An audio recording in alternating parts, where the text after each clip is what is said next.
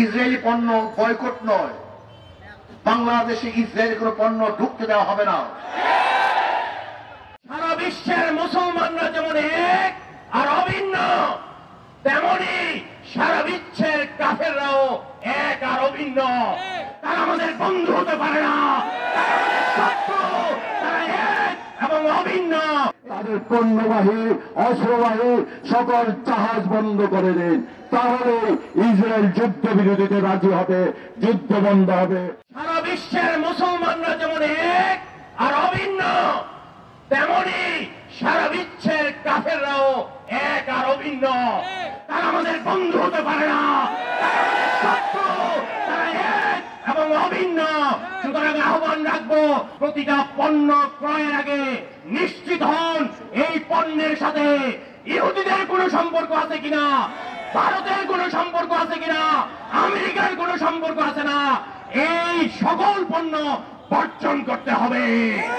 ওরা আমাদেরকে আঘাত করলে আমরা ওদের অর্থনীতিতে আঘাত করব। সরকার কেন পাসপোর্ট থেকে অ্যাকসেপ্ট ইসরায়েল বাদ দিল? তার মানে তারা চলে চলে ইসরায়েলের সাথে সম্পর্ক করে। সরকারকে আহ্বান করব, দুঃসাহস থাকলে ঘোষণা দিন যে ইসরায়েলের সাথে কি সম্পর্ক। ইসরায়েলি পণ্য বয়কট নয়, বাংলাদেশে ইসরায়েলি কোনো পণ্য ঢুকতে দেওয়া হবে না। আইন করে নিষেধ করতে হবে, ইসরায়েলের কোনো পণ্য বাংলাদেশে চলতে দেওয়া হবে না। এটা আইন করুন। প্রিয় ভাইয়ের আমার, আজকে বাংলাদেশ থেকে ইসলাম মুসলমানকে উৎখাত করার ষড়যন্ত্র চলতেছে। আজকে ভূখণ্ডকে বিক্রি করার ষড়যন্ত্র চলতেছে। আজকে বন্ধু বন্ধু বলে যাদেরকে আপন করতে চাই, তারা আমাদের বুকের উপরে বারবার গুলিবিদ্ধ করবে, আমাদের ভূখণ্ড দখল করার ষড়যন্ত্র করবে, এদেশের সাংস্কৃতিক ইসলামকে নষ্ট করার ষড়যন্ত্র করবে, এদেশের মানুষকে গোলাম বানাবার চক্রান্ত করবে। এদেশের মানুষ তা মানতে পারে না, পারে না, পারে না। কাজী শুধু ইসরায়েলের বিরুদ্ধে নয়, ইসরায়েলের দূষণদের বিরুদ্ধে যে ভারত ইসরায়েলের পক্ষে নিয়েছে, ইসরায়েলের পক্ষে কথা বলেছে, ইসরায়েলের পক্ষে তারা দাবি তুলেছে, সেই ভারতকেও বাংলাদেশের মানুষ বয়কট করে তাদের আপন করতে পারে না।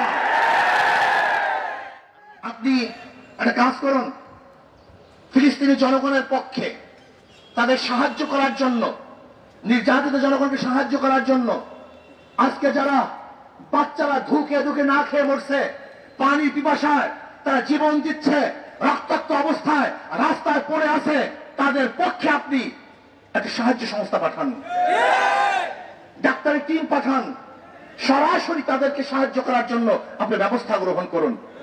তাহলে মনে করব আপনি ফিলিস্তিনের পক্ষে, ওই মাজলুমদের পক্ষে, জালেমদের বিপক্ষে। আসুন আমরা সম্মিলিতভাবে ইসরায়েলকে বয়কট করি। হামলা মামলার পক্ষে যারা অত্যাচার করছে, এরা বিশ্ব জানোয়ার ছাড়া কিছু হতে পারে না। আমাদের ধারণা ইসরায়েলের সাথেও আপনাদের তলে তলে অনেক সম্পর্ক আছে। কাজেই তলে তলে সমস্ত সম্পর্ক ছিন্ন করুন। আগামী দিনে আমরা বিশ্ব নেতাদেরকে দাবি জানাতে চাই, অনতিবিলম্বে এই হামলা মামলা বন্ধ করুন। স্বাধীন ফিলিস্তিন রাষ্ট্র বিশ্ব মানচিত্রে আবার পুনরায় ঘোষণা করুন। তাদের পণ্যবাহী অস্ত্রবাহী সকল জাহাজ বন্ধ করে দিন, তাহলে ইসরায়েল যুদ্ধ বিরতিতে রাজি হবে, যুদ্ধ বন্ধ হবে। আমাদের দাবি থাকবে